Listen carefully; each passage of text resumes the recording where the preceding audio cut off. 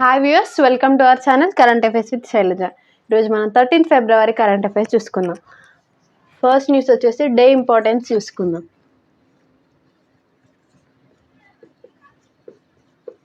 Day importance 13 February day importance వచ్చేసి national women's day.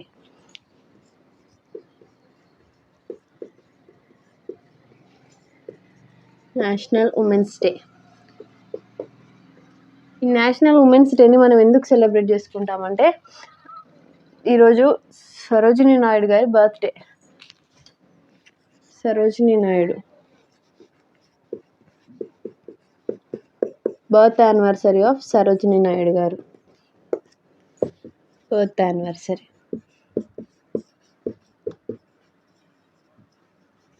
తను ఎప్పుడు జన్మించారంటే 13th February in the year 1879. Sarojini Naidu గారు she's the first governor after independence and మన ఐఎన్సీకి కూడా ఫస్ట్ ఇండియన్ ఉమెన్ అనమాట. First Indian women to become president of INC. She's the first Indian women.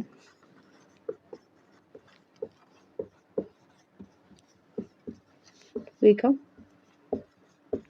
INC, Indian National Congress President, and first governor after independence.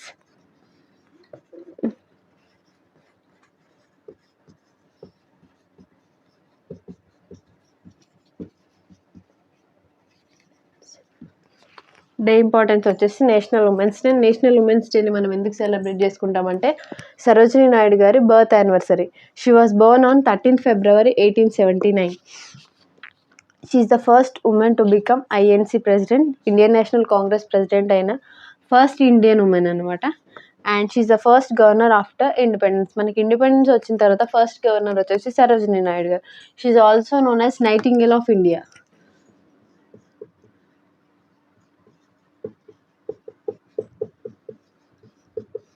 Nightingale of India.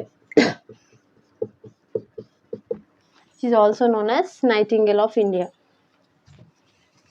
And our next news is day importance చూసుకున్నాము national women's day. అలాగే మన international women's day వచ్చేసి March 8th celebrate చేసుకుంటాం. National women's day వచ్చేసి February 13th celebrate చేసుకుంటాం.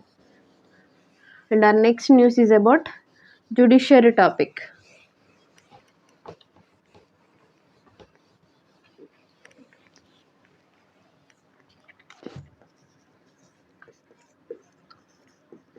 Judiciary. Supreme court రీసెంట్గా ఒక వ్యాఖ్య అయితే చేయడం జరిగింది. అదేంటో చూసుకుందాం. నేరాభియోగాలు ఉన్నంత మాత్రాన జీవించే హక్కు లేదని చెప్పేసి మనం అనలేమంట. జీవించే హక్కును స్వేచ్ఛను కాదనలేమంట. ఒక వ్యక్తి పైన నేరాభియోగాలు ఉన్నంత మాత్రాన జీవించే హక్కు స్వేచ్ఛను కాదనలేమంట. Under which article? Article 21. Article 21 of our Indian constitution. Article 21 ఏం చెప్తుంది? జీవించే హక్కు.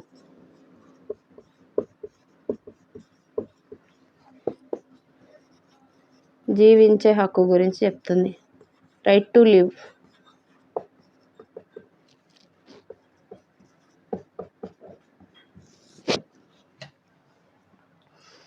సుప్రీంకోర్టు ఆర్టికల్ 21 ప్రకారం జీవించే హక్కు అందరికీ ఉంటుందట. నేరాభియోగాలు ఉన్నంత మాత్రాన జీవించే హక్కును మనం కాదనలేమంట. నేరాభియోగాలు ఉన్నంత మాత్రాన జీవించే హక్కును కాదనలేం. హక్కు స్వేచ్ఛను మనం కాదనలేమని ఎవరు చెప్తున్నారు? సుప్రీంకోర్టు.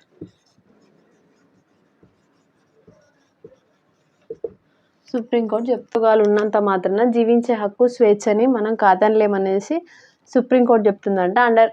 జీవించే హక్కు ఏ ఆర్టికల్ కిందకి వస్తుందంటే Article 21 of our Indian constitution.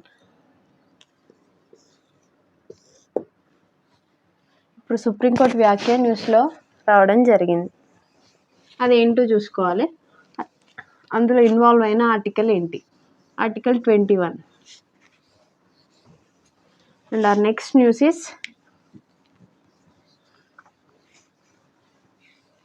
దేశంలోకి అక్రమంగా వస్తే ప్రవేశిస్తే 7 ఏళ్ళు జైలు శిక్ష అని చెప్పేసి అన్నారంట.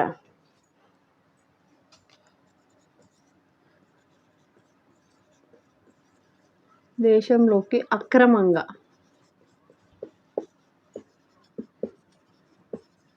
ప్రవేశిస్తే 7 years జైలు శిక్ష అంట.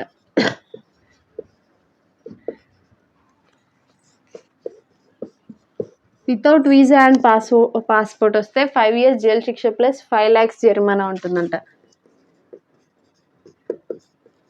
Without visa and passport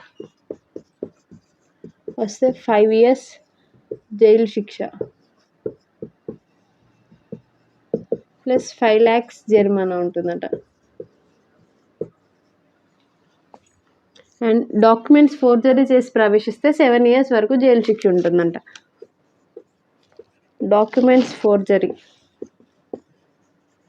forgery చేసి ప్రవేశిస్తే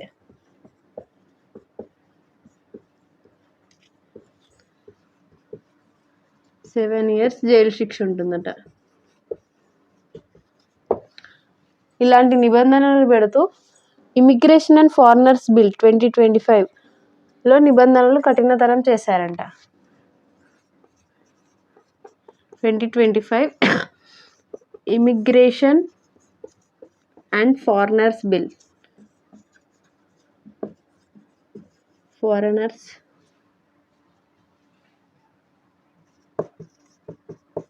బిల్లు నిబంధనలు రూల్స్ని కఠినతరం చేశారంట. ఆ రూల్స్ ఏంటో మనం చూసుకున్నాం. వీసా అండ్ పాస్పోర్ట్ లేకుండా అక్రమంగా మన దేశంలోకి ప్రవేశిస్తే 5 years జైలు శిక్ష ప్లస్ 5 lakhs జరిమానా ఉంటుంది. అలాగే డాక్యుమెంట్స్ ఫోర్జరీ చేసి రాంగ్ డాక్యుమెంట్స్ చూపిస్తూ ప్రవేశిస్తే 7 years వరకు జైలు శిక్ష ఉంటుందంట. అండ్ 2025 ఇమిగ్రేషన్ అండ్ ఫారినర్స్ బిల్లో ఈ నిబంధనలను కఠినతరం చేశారంట. అంటే స్ట్రిక్ట్ రూల్స్ని పెట్టడం జరిగింది.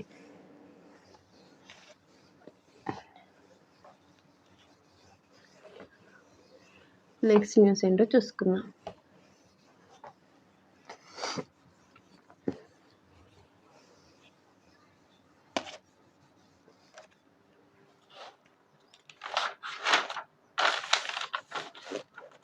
ఏఐ యాక్షన్ సమ్మిట్ రీసెంట్గా ప్యారిస్లో జరిగిన విషయం తెలిసిందే. ప్యారిస్ కృత్రిమ మేధా కార్యాచరణ సదస్సు.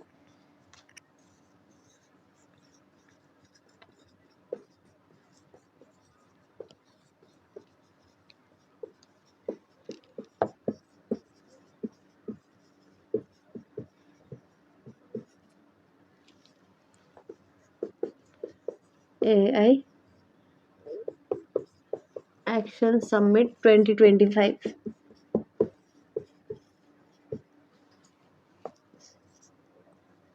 ఇక్కడ జరిగిందంటే వెన్యూ వచ్చేసి ఫ్రాన్స్.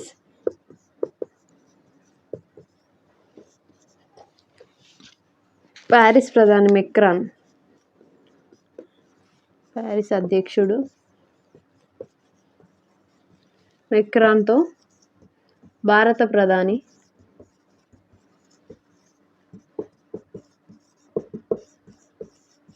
మోడీ గారు అధ్యక్షత వహించారంట ఈ సదస్సుకి.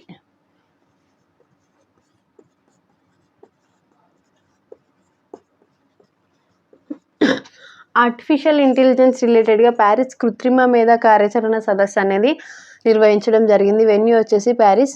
అక్కడ ప్యారిస్ అధ్యక్షుడి నేమ్ వచ్చేసి మెక్రాన్ అండ్ భారత ప్రధాని మోడీ గారు దానికి హాజరవ్వడం జరిగింది. అక్కడ ఏఐ గురించి ఒక మీటింగ్ అయితే నిర్వహించడం జరిగింది. ఏఐ వల్ల ఉద్యోగాలు పోవు, ఇంకా కొత్త ఉద్యోగాలు పుట్టుకొస్తాయి, ఏఐ వల్ల ఉద్యోగాలు పోతాయి అని చెప్పేసి అంటున్న వార్తలు నమ్మొద్దనేసి మోడీ గారు చెప్పారు,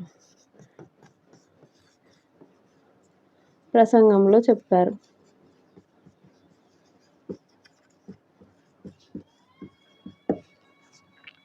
ఏఐ వల్ల ఉద్యోగాలు పోవు అని చెప్పేసి, ఏఐ భవిష్యత్తు అందరికీ బాగుంటుంది, ప్రజాహితం కోసమే ఏఐని డెవలప్ చేస్తున్నామని చెప్పేసి భారత ప్రధాని మోడీ గారు అన్నారు. ఇక్కడ అంటే ఏఐ యాక్షన్ సమ్మిట్ 2025 ఎక్కడ జరిగిందంటే ఫ్రాన్స్లో జరగడం జరిగింది.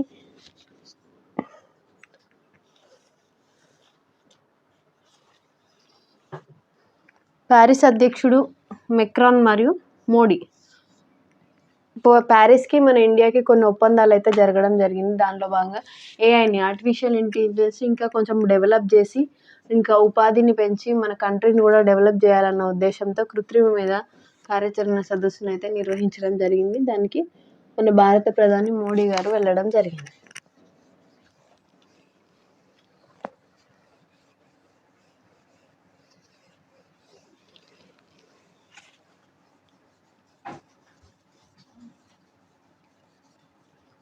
And our next news is మార్చ్లో భూమిపైకి సునీత విలియమ్స్ అంట. అనుకోని పరిస్థితుల వల్ల సునీత విలియమ్స్ గారు అంతరిక్షంలో చిక్కుకోవడం జరిగింది. తను మార్చ్లో ఇండియాకి తిరిగి రానున్నట్లు నాసా వెల్లడించిందంట.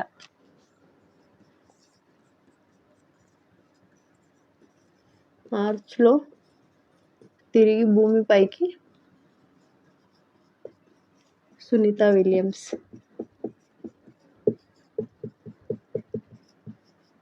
ఈ సునీత విలియమ్స్ మన భారత సంతతికి చెందిన వ్యోమగామి.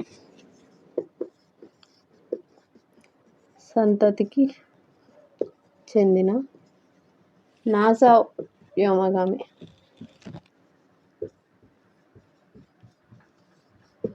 సునీత విలియమ్స్ గారు భారత సంతతికి చెందిన నాసా వ్యోమగామి.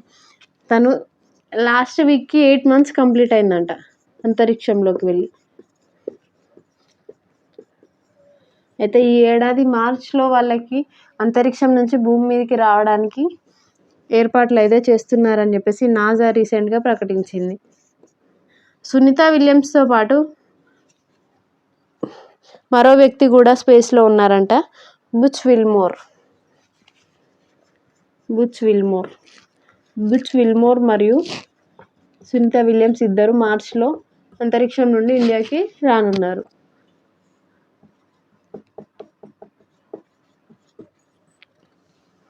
అని ఎవరు అన్నారంట? NASA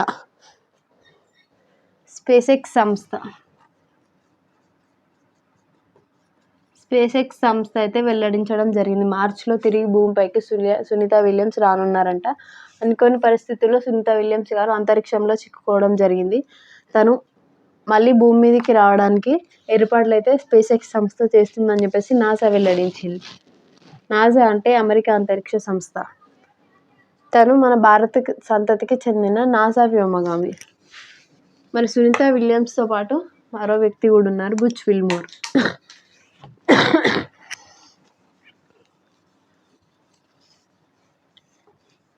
and next news is about a military exercise, Indian Army plus IAF.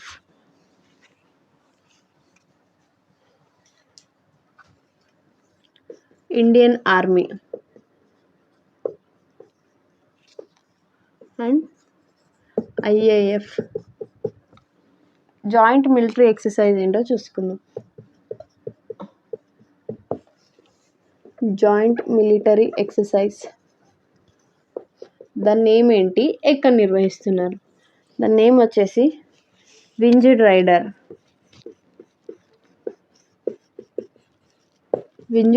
This is a joint military exercise. ఎక్కడ నిర్వహిస్తున్నారంటే eastern theatre.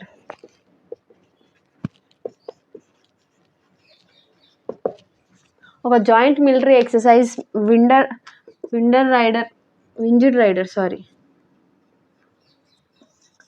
Joint military exercise winged రైడర్ని అయితే తీసుకురావడం జరిగింది.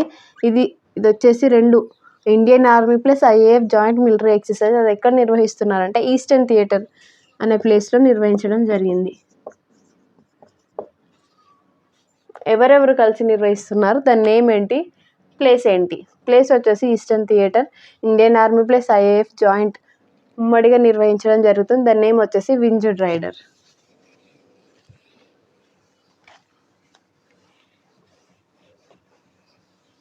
నెక్స్ట్ న్యూస్ ఇస్ అమెరికాలో భారతీయ అంతరిక్ష కర్మాగారం అనేది స్టార్ట్ చేస్తున్నారంట.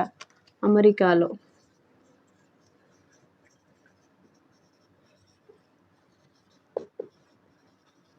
భారతీయ అంతరిక్ష కర్మాగారం.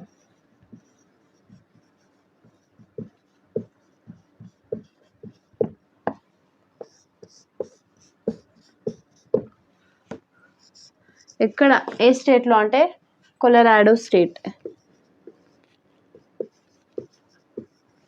కొలరాడో స్టేట్ యుఎస్లో భారతీయ అంతరిక్ష కర్మాగారాన్ని అయితే స్టార్ట్ చేస్తున్నారంట. ఇక్కడ అంతరిక్ష నౌకలు, అంతరిక్ష ఆప్టిక్ సాధనాల తయారీ కొరకు ఒక యూనిట్ నెలకొల్పుతున్నట్టు వెల్లడించారు. అంతరిక్ష నౌకలు, అంతరిక్ష సాధనాల ఆప్టిక్స్ కొరకు ఈ కొలరాడో స్టేట్లో ఒక యూనిట్ని నెలకొల్పుతున్నారట.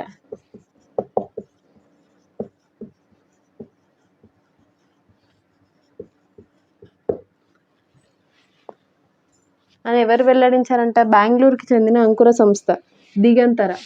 This is a private space agency దిగంతర.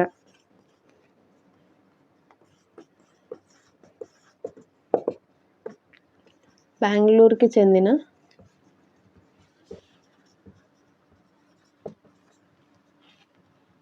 అంకుర సంస్థ.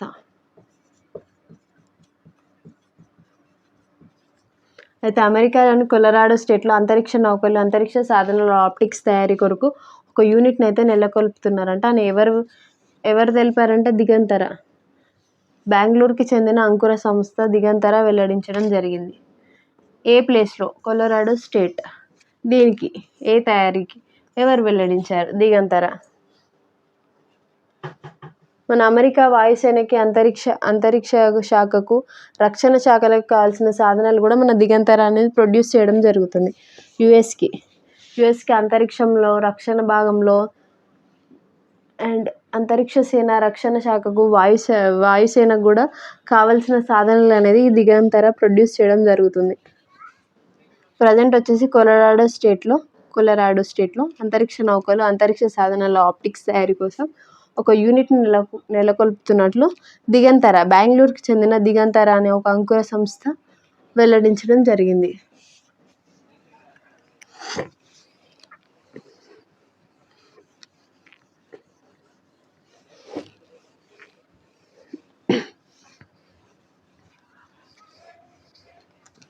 అండ్ నెక్స్ట్ న్యూస్ ఇస్ అంతరిక్ష ప్రయోగాలకు ఒక స్వదేశీ చిప్ని అయితే తీసుకొచ్చారంట. This is the 8th news.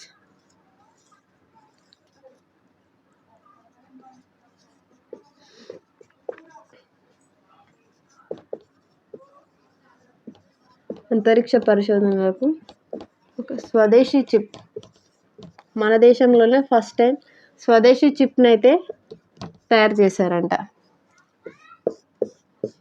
ఒక స్వదేశీ చిప్, ఒక మైక్రో ప్రాసెసర్ని అయితే తయారు చేయడం జరిగింది. అంతరిక్ష ప్రయోగాలకు ఉపయోగపడే స్వదేశీ మైక్రో ప్రాసెసర్ని అయితే ఇస్రో అండ్ ఐఐటి మద్రాస్ రెండు కలిసి రూపొందించాయి. ఎవరెవరంటే ISRO and IIT Madras, IIT Madras రూపొందించాయి. అంతరిక్ష పరిశోధనల కోసం ఒక స్వదేశీ చిప్ని అయితే ఇస్రో ప్లస్ ఐఐటి మద్రాస్ అనేది డెవలప్ చేయడం జరిగింది. ఈ చిప్ని ఎవరు స్టార్ట్ చేశారంటే ఐఐటి మద్రాస్ డైరెక్టర్ జనరల్,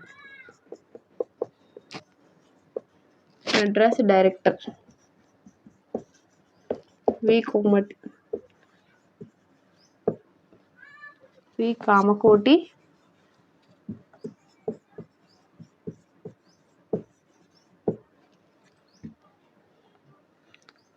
నేతృత్వంలో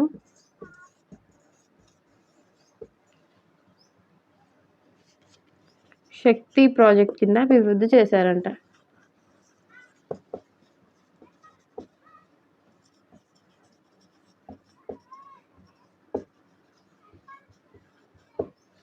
అంతరిక్ష పరిశోధనల కోసం ఒక స్వదేశీ చిప్, ఫస్ట్ టైం మన ఇండియాలో ఒక చిప్ని అయితే తయారు చేయడం జరిగింది. ఎవరెవరంటే ఇస్రో అండ్ ఐఐటి మద్రాస్ రెండు కలిసి ఉమ్మడిగా రూపొందించడం జరిగింది. ఏ ప్రాజెక్ట్లో భాగంగా అంటే శక్తి ప్రాజెక్ట్లో భాగంగా స్వదేశీ చిప్ని అయితే తీసుకురావడం జరిగింది. దాన్ని ఐఐటి మద్రాస్ డైరెక్టర్ కామకోటి గారి నేతృత్వంలో అభివృద్ధి చేయడం అయితే జరిగింది. ఏంటది స్వదేశీ చిప్ ఎవరెవరు డెవలప్ చేశారు? ISRO and IIT Madras. ఎవరి ఆధ్వర్యంలో చేశారంటే వి కామకోటి గారు. తను ఎవరంటే ఐఐటి మెడ్రాస్ డైరెక్టర్. గుర్తుపెట్టుకోండి.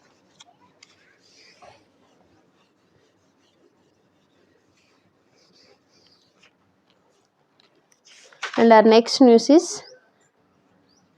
ఆర్బీఐ అనేది 50 రూపీస్ నోట్స్ అయితే జారీ చేస్తుందంట.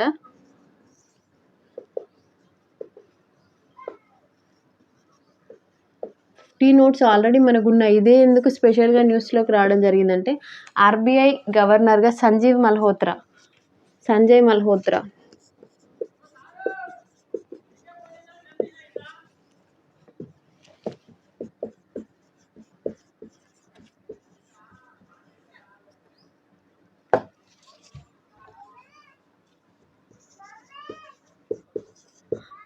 గారు 26th గవర్నర్ అనమాట. ఆర్బీఐకి 26th గవర్నర్ ఎవరు? సంజయ్ మల్హోత్రా గారు.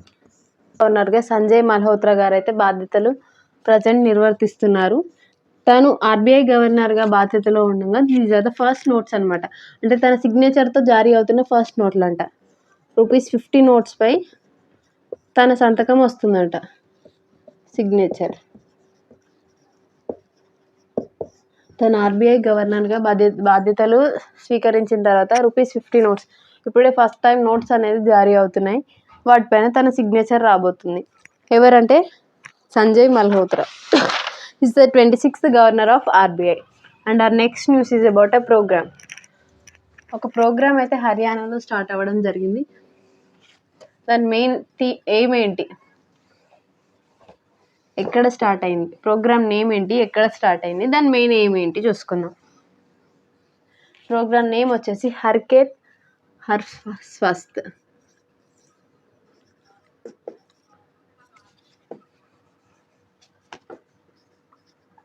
హర్కేత్ హర్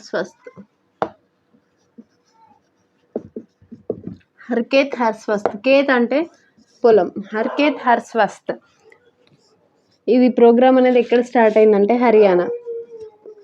హర్యానా స్టేట్లో స్టార్ట్ అవ్వడం జరిగింది. దేని గురించి అంటే నేల యొక్క హెల్త్ మెరుగుపరచడం కోసం, సాయిల్ హెల్త్ని మెరుగుపరచడం కోసం, స్థిరమైన వ్యవసాయ పద్ధతులను తీసుకురావడం కోసం. సాయిల్ హెల్త్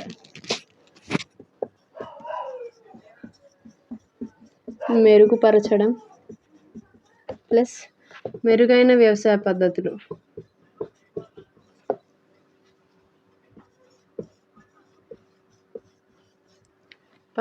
తీసుకురావడం కోసం.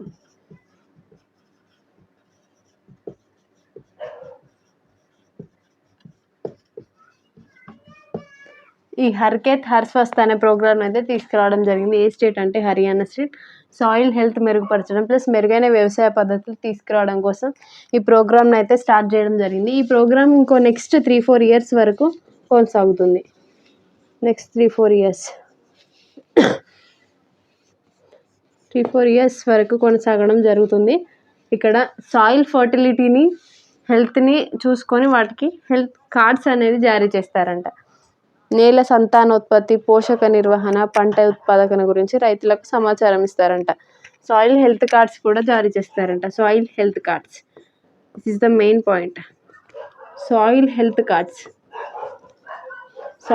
కార్డ్స్ కూడా జారీ చేయడం జరిగింది. వాటి సాయిల్ ఫెర్టిలిటీ ఏ విధంగా ఉంది, దాని ప్రొడక్షన్ ఏ విధంగా చేయగలుగుతుంది, దానికి ఎంత ఎబిలిటీ ఉందని చెప్పేసి అన్నీ పరీక్షించి వాటికి సాయిల్ హెల్త్ కార్డ్ని అయితే ప్రొడ్యూస్ చేయడం జరుగుతుంది. అండ్ ఈ ప్రాజెక్ట్ అనేది ఇంకో 3-4 ఇయర్స్ వరకు కొనసాగుతుందంట. ఎక్కడ స్టార్ట్ అయిందంటే హర్యానా స్టేట్లో స్టార్ట్ అయింది.